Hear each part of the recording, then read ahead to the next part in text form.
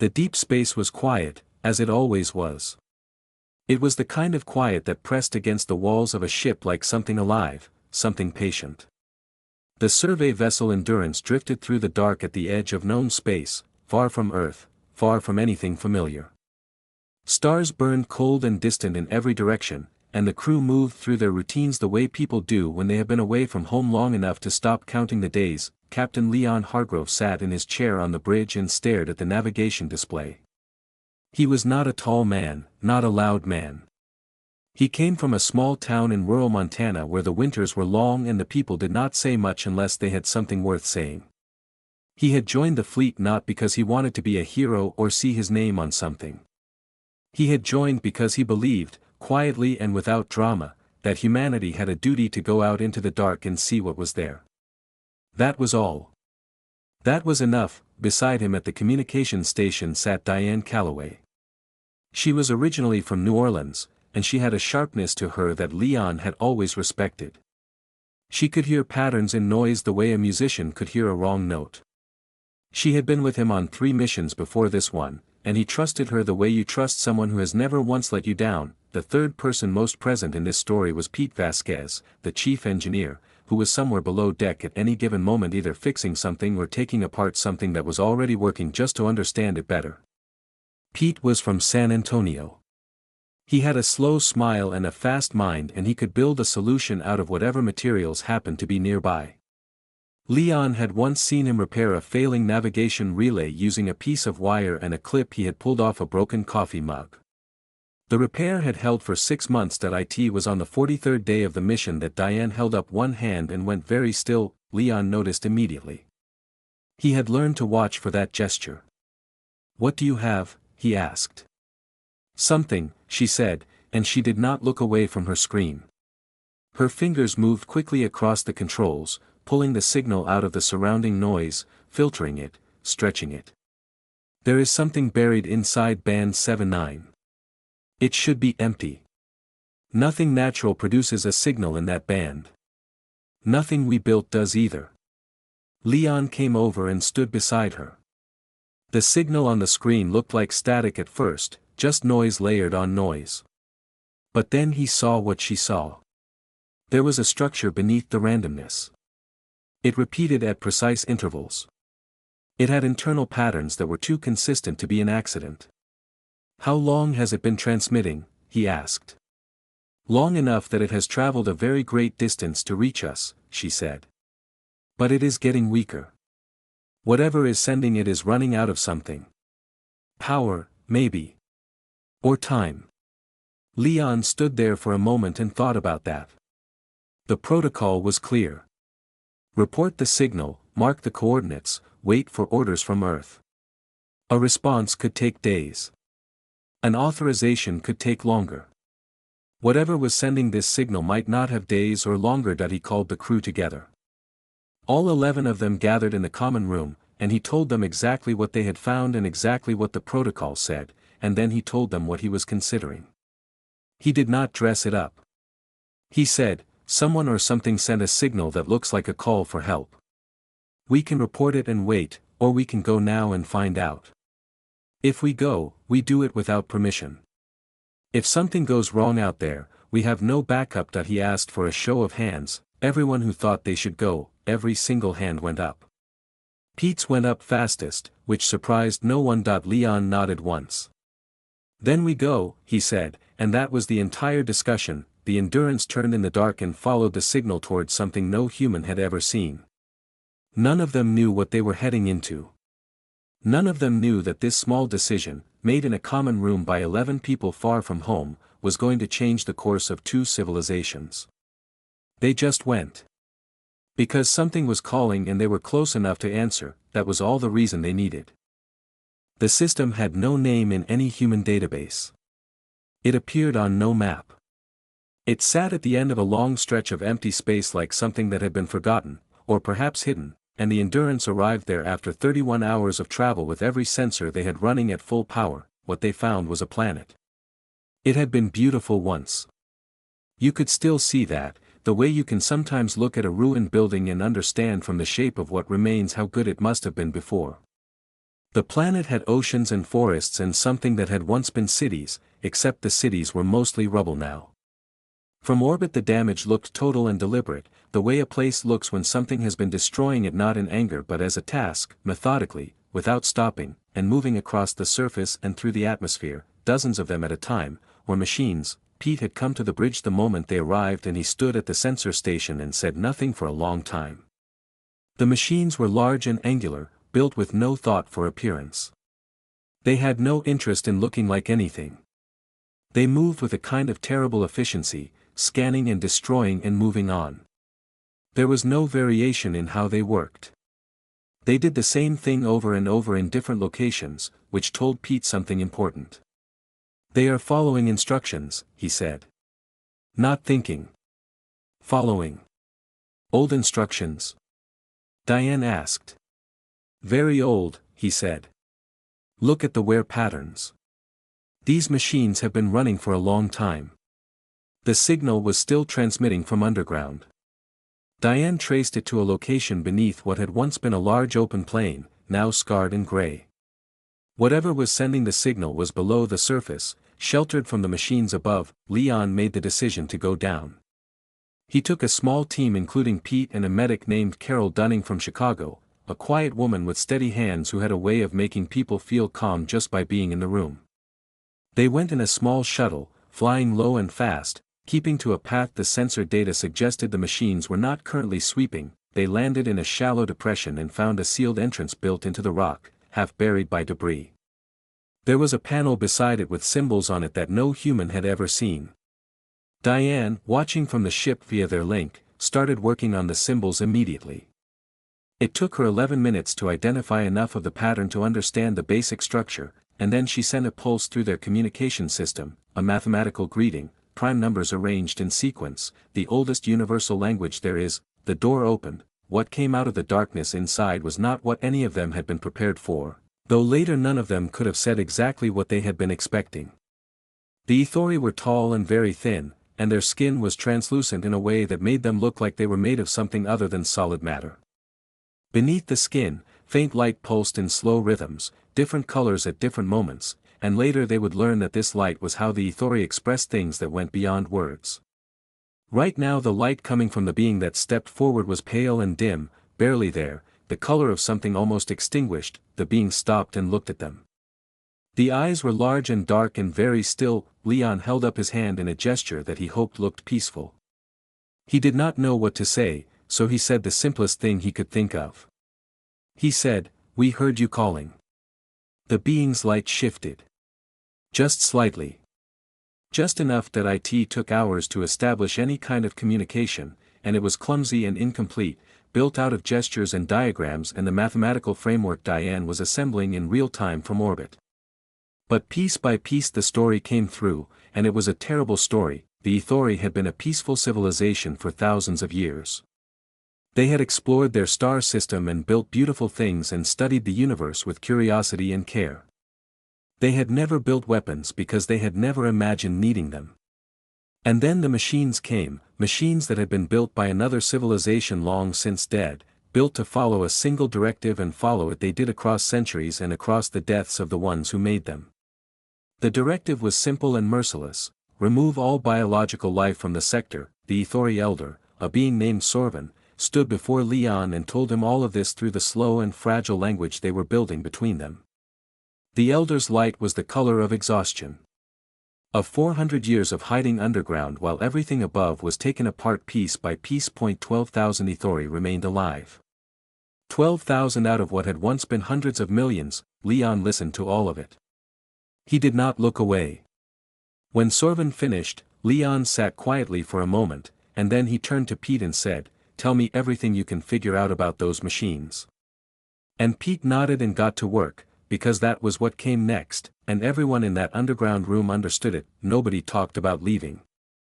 The thought did not occur to any of them. Leon's transmission home was not a request. He was careful about that. He had thought about how to word it during the shuttle ride back to the Endurance, and he had decided that asking for permission was the wrong frame entirely. He did not ask if humanity should respond. He told Earth what was happening, described what he had seen, gave every detail he had about the Ithori and the machines and the state of the planet below, and then he said simply, "This is an invitation to help. Come if you can come fast." That he sent it, and then he went below deck and ate a meal he barely tasted and tried to sleep for a few hours while Pete stayed up studying everything the sensors had gathered about the machines, filling 3 data pads with notes and diagrams and questions to himself that he would answer in the margins later. The response from Earth came in 72 hours. It was not a committee decision or a diplomatic inquiry or a debate about the strategic value of intervention. It was a fleet authorization. 14 vessels would be dispatched immediately. They would arrive in approximately 11 days. In the meantime, the Endurance was to maintain contact with the Ithori and gather as much information about the machines as possible. 11 days is a long time when you are sitting above a planet where machines are still moving. Leon went back underground twice during that period, bringing supplies the second time, food and medicine, not knowing if the Ithori could use any of it but wanting to bring something.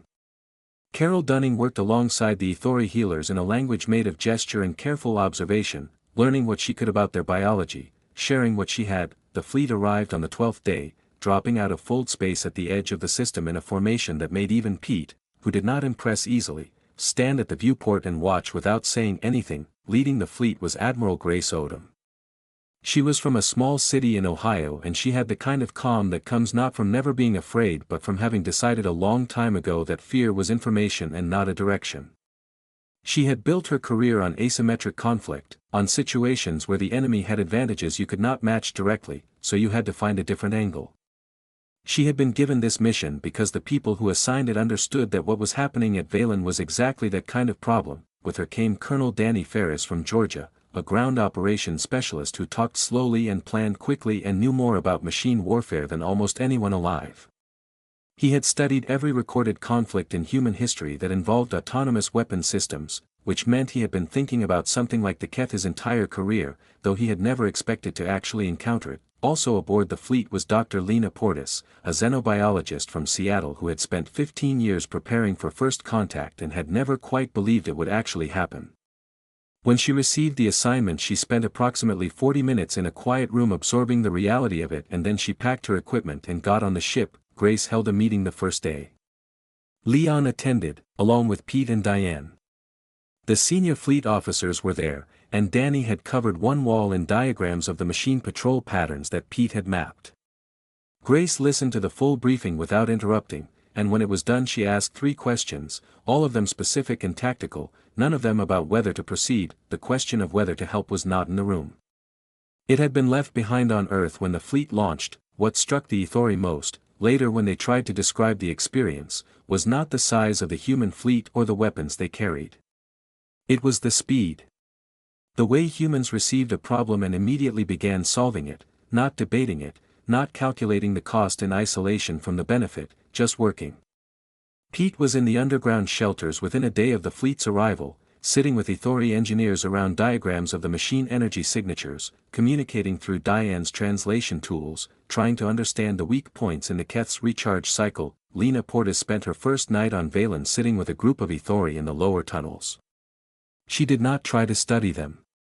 She asked questions.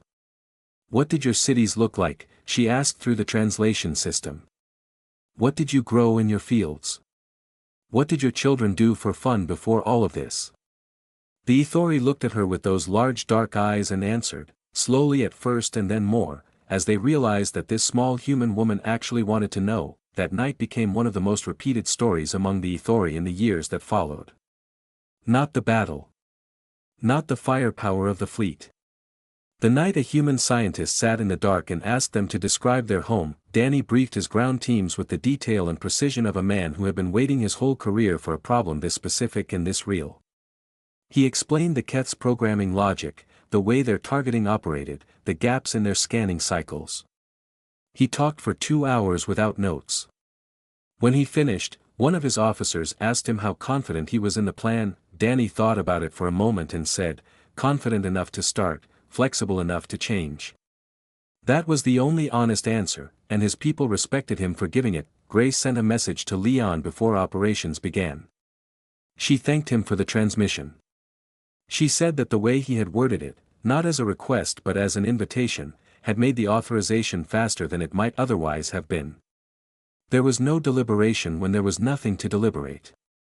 She said that was good thinking. Leon read the message and went to find Pete, because Pete had just figured out something important about the Keth's recharge stations and there was work to do. The campaign against the Keth lasted 19 days. The story of those 19 days is not a simple one, and it would be wrong to tell it as if it were. The first ground engagement happened on day 3. Danny had planned it carefully, based on everything Pete's analysis had given him about the Keth's patrol gaps and response times. The teams went in through a section of the city ruins in the northern hemisphere where the machine density was lowest, with the objective of destroying 2 recharge stations that fed a cluster of 12 Keth units. It was supposed to be surgical and fast. That it was fast. It was not surgical. The Keth adapted to the human attack pattern in ways that the prior analysis had not fully anticipated, closing the patrol gap within minutes rather than the projected 12. 11 soldiers did not come back from that engagement. The recharge stations were destroyed, but 11 people were gone, and Danny sat alone in his operations room for a long time after he received the final count that he came out of that room with a revised plan. He worked through the night with his team, and the revised plan was built around a different understanding of the Keth, that they were not simply machines executing fixed routines. They had been designed to learn from attacks, to update their patrol logic in real time. The original builders had been thorough. You had to respect the engineering even while you were fighting what it had made. The new strategy used the Keth's adaptability against them. Instead of trying to find gaps in their patrols, Danny started creating false patterns, sending small probes in sequences that pushed the Keth into tighter and tighter defensive configurations in certain zones, pulling their attention and their logic toward manufactured threats. While the Keth were busy adapting to decoys, the real teams were moving toward the recharge infrastructure from angles the machine logic was not currently monitoring. That it was slow and it was careful and it worked better. Grace coordinated the orbital side with the same steady precision she brought to everything. The fleet above Valen began a systematic campaign against the Keth's larger ground installations, using long-range strikes that were timed to match Danny's ground operations, hitting targets the moment the machine units in that area had been pulled elsewhere by his decoy sequences.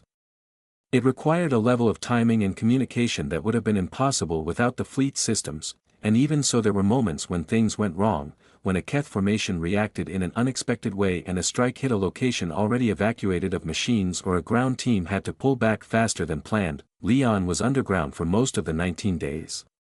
He was not a military man and he knew it, and the most useful thing he could do was stay with the Ithori, who were frightened in a way that went very deep, the fear of beings who had been hiding for a very long time and were now listening to the sounds of a war being fought above them on their behalf. He learned their names. All the names he could get Diane to translate for him, he wrote down and practiced until he could say them without help. He sat with the children, small glowing beings with dark eyes who watched him with the careful attention of children who have grown up knowing that noise from above means danger. Pete had made a deck of cards before things got serious, drawing the suits and numbers on pieces of packaging material with a marker, and Leon used that deck to teach the Ithori children a simple card game. It took an afternoon to get the rules across. After that they played every day, and the children taught each other, and the sound of something like laughter moved through the tunnels. Sorvin watched this and said nothing for a long time. Then one day the elder sat beside Leon and said, through the translation system, "You came to fight for us. But you also came to be with us." Those are different things. Leon thought about that and said, "They do not seem different to me." On the 14th day, the combined analysis from Grace's orbital sensors and Pete's engineering work identified what they had been looking for since the beginning, the Keth Central Command node.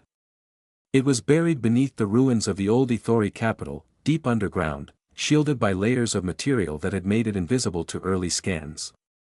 Pete had found it by working backward from the machine communication patterns, tracing the signal architecture to its source the way you trace a river by walking upstream. Grace gathered her senior people and Danny presented the extraction plan. It was the most complicated operation they had run. It required a coordinated series of decoy attacks in 6 locations simultaneously to pull machine units away from the capital ruins, followed by a ground insertion by Danny's best team to access the node chamber, followed by orbital support the moment the insertion was confirmed. There were questions. There were adjustments. Danny answered every question with the unhurried patience of someone who had thought about every part of this problem more than once. On day 19, at a point in the local morning when the light over the ruins was pale gray, the operation began. The decoy sequences ran precisely. The ground team went in. There were moments of uncertainty, a section of tunnel that did not match the scans, a Keth unit that had moved without pattern logic to explain it, a 12-minute period during which the team was delayed and Gray stood on her bridge watching the real-time feed without speaking. Then the node was reached.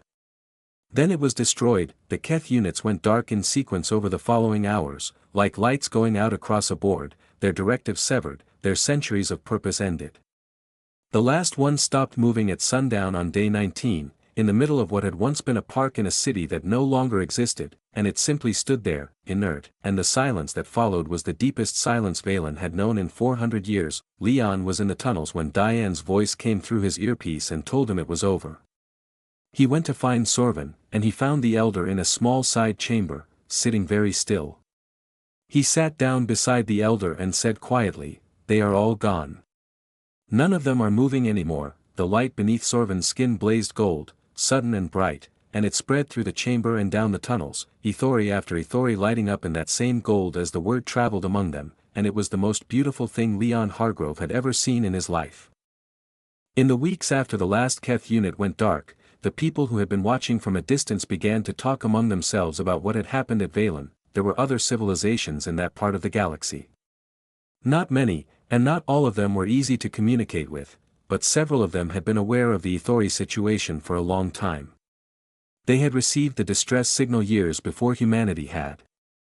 They had analyzed it, calculated the costs of intervention against the probability of success, weighed the risks of conflict with the Keth against the political and material expense of sending ships and resources across deep space, and they had decided not to respond. The calculation had been logical. The decision had been understandable. None of them had expected this, not the speed of it. Not the completeness of it. Not the part that came after, because humanity did not leave when the fighting was done. That was the part that surprised everyone the most, the part that got talked about in places far from Valen in languages that had no human word in them yet. The fleet did not pack up and depart and file a report. Grace reorganized the ships.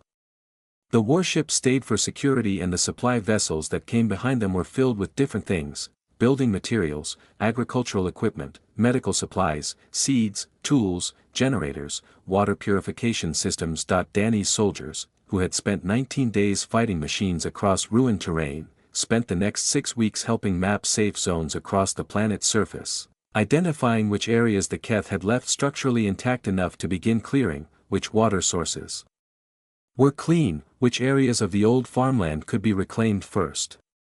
They did this with the same careful attention they had given the military campaign, because Danny told them that the rebuilding was also the mission and that it did not end when the guns went quiet. Lena Portis and her team began the work of understanding what 400 years of Keth activity had done to the planet's biology. The ecosystems of Valen had been devastated in ways that would take generations to fully heal, but they had not been destroyed entirely. There were pockets of native life in deep valleys and underground water systems and protected coastal zones where the machines had never fully reached. Lena catalogued everything she could find, and she brought Ithori naturalists into that work immediately, because they knew their own world's biology in ways no outside scientist could match, and because working together was faster and better, and because it was their world. A woman named Carla Simmons arrived on one of the supply vessels. She was from a small town in Arizona and she had volunteered specifically for this mission after Leon's original transmission had been summarized in a public briefing on Earth. She was a teacher. She had spent 20 years teaching children how to read and think, and she believed that what the Ithori needed more than almost anything else was a way to start learning again, to start building the knowledge base that had been lost across 400 years of survival and hiding. Carla spent her first week learning as much of the Ithori language as the translation system could give her. Then she set up a room in one of the deeper tunnels, not waiting for the surface to be cleared, and she started a class. It had both human and Ithori children in it. She taught using pictures that both species drew together, pointing at things and naming them in both languages, building a shared vocabulary word by word and image by image. The children were cautious with each other at first, the way children are with anything unfamiliar, and then they were not cautious at all, the way children also are. Sorvin visited the class one afternoon and stood in the doorway and watched for a long time without going in. Afterward the elder found Leon and stood with him and said nothing for a while, and then said, "We thought the signal was a final thing. We sent it because there was nothing else to send. We did not believe anything would hear it," Leon said. "Someone always hears it, if you send it far enough." 3 Civilizations that had ignored the Ithori signal reached out to Earth in the months after Valen. They did not apologize. Apology was not the frame they worked in. But they asked questions, careful and genuinely curious questions, about human decision-making, about how the calculation had been run, about what factors had produced an intervention when their own analysis had not. One of their representatives, through a long series of translated messages, finally asked the question directly, "What did you weigh against the cost?" Earth eventually chose Leon to speak to the Galactic Assembly on the matter. He went because Grace told him he should, and he trusted her judgment more than his own in situations like this. He stood before the assembly and he thought about the question for a long moment, and then he answered it the way he would have answered it to anyone, without performance, without trying to make it larger than it was. He said that when his crew heard the signal, they did not run a calculation. They asked one question, which was how fast they could get there. He said that when he asked his crew to vote on going, every hand went up, and he had not been surprised. He said that he thought this was just what you did when someone called for help and you were close enough to answer. He did not say it with pride. He said it the way someone from Montana explains why you go help a neighbor whose barn caught fire. Because it is cold, and because they need help, and because that is what neighbors do. The assembly was quiet for a long time after he finished. On the morning of the 83rd day since the Keth went dark, the surface had been cleared enough in the southern zone that Sorvin could go up.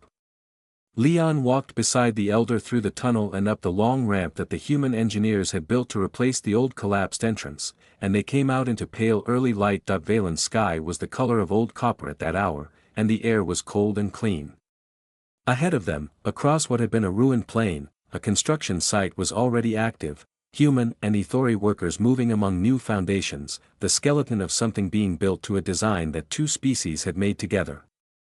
From the tunnel entrance behind them, Ithori families were beginning to emerge, 1 and 2 at a time, blinking in the light of their own sun. Sorvin stood still for a long time and looked at all of it. Then the elder turned to Leon and asked the question that had been there since the beginning, still not fully resolved, still not fully understood: "Why did you come?"